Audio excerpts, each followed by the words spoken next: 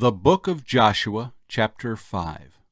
So it was when all the kings of the Amorites who were on the west side of the Jordan, and all the kings of the Canaanites who were by the sea, heard that the Lord had dried up the waters of the Jordan from before the children of Israel until we had crossed over, that their heart melted, and there was no spirit in them any longer because of the children of Israel.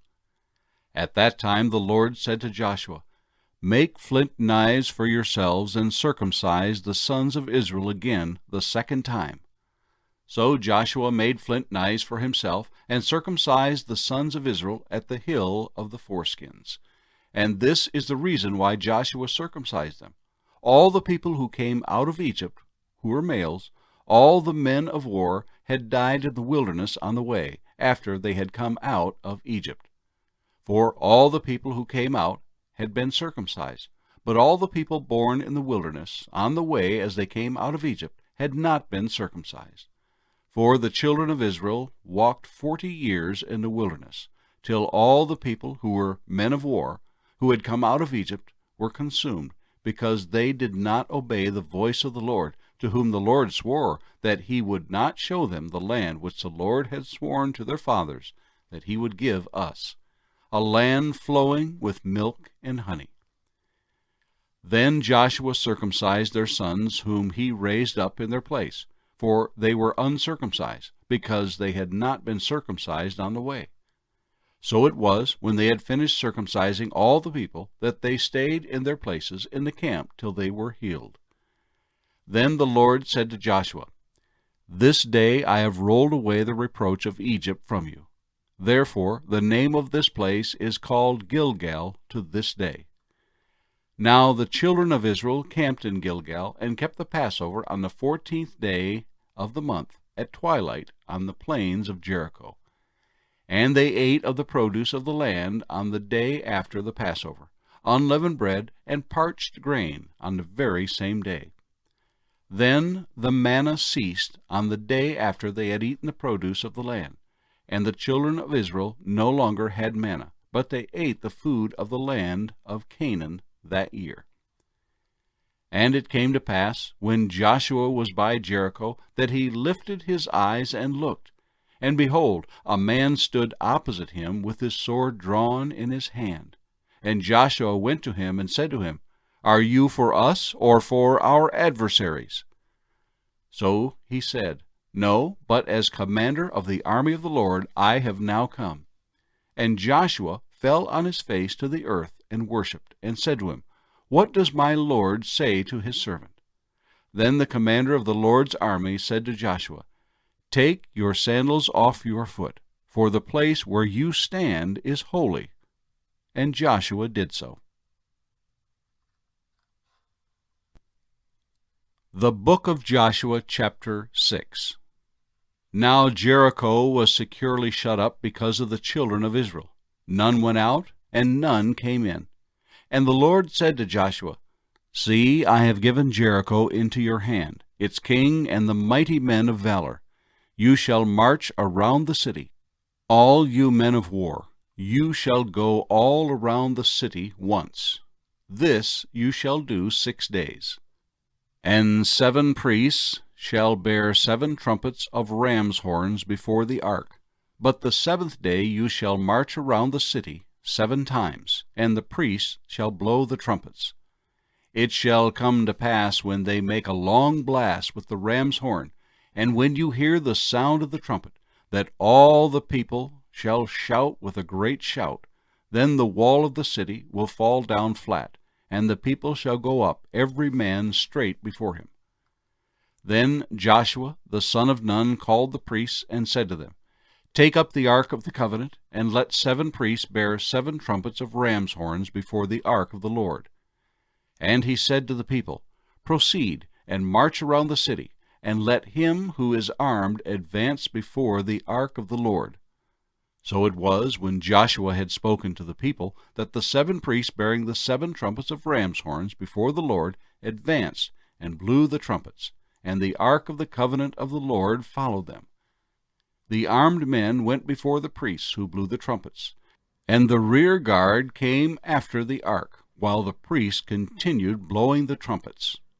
Now Joshua had commanded the people, saying, You shall not shout or make any noise with your voice, nor shall a word proceed out of your mouth until the day I say to you, Shout!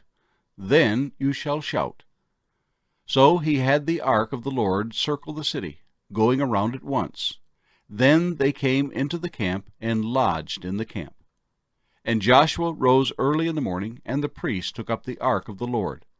Then 7 priests, bearing 7 trumpets of ram's horns before the ark of the Lord, went on continually, and blew with the trumpets. And the armed men went before them. But the rear guard came after the ark of the Lord, while the priests continued blowing the trumpets. And the second day they marched around the city once, and returned to the camp. So they did 6 days. But it came to pass on the 7th day that they rose early, about the dawning of the day, and marched around the city 7 times in the same manner. On that day only they marched around the city 7 times. And the 7th time it happened, when the priests blew the trumpets, that Joshua said to the people, Shout, for the Lord has given you the city. Now the city shall be doomed by the Lord to destruction, it and all who are in it.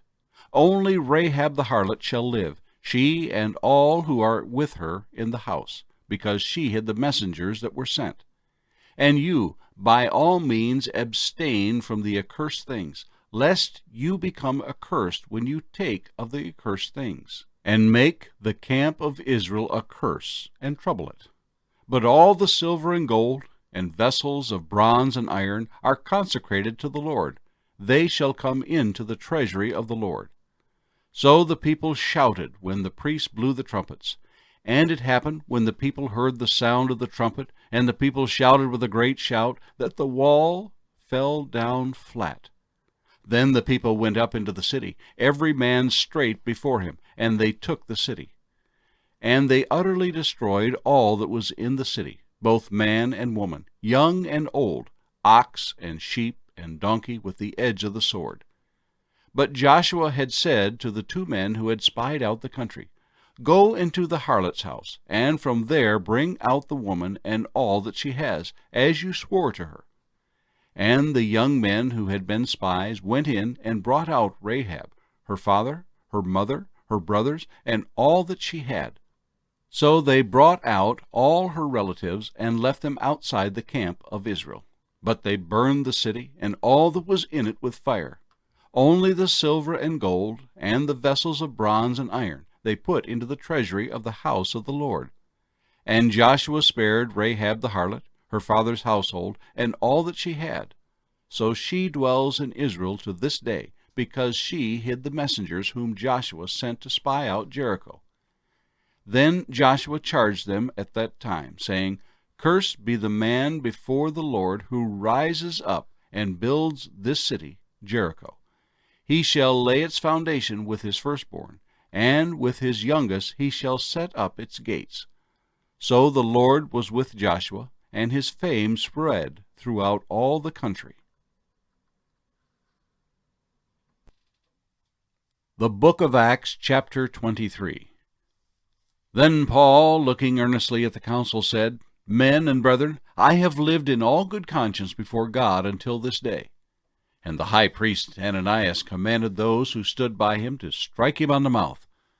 Then Paul said to him, God will strike you, you whitewashed wall, for you sit to judge me according to the law, and do you command me to be struck contrary to the law?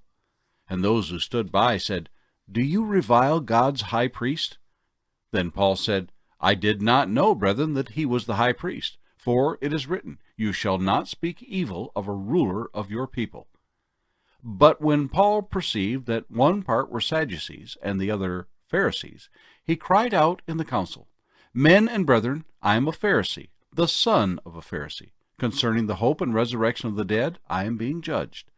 And when he had said this, a dissension arose between the Pharisees and Sadducees, and the assembly was divided. For the Sadducees say that there is no resurrection, and no angel or spirit.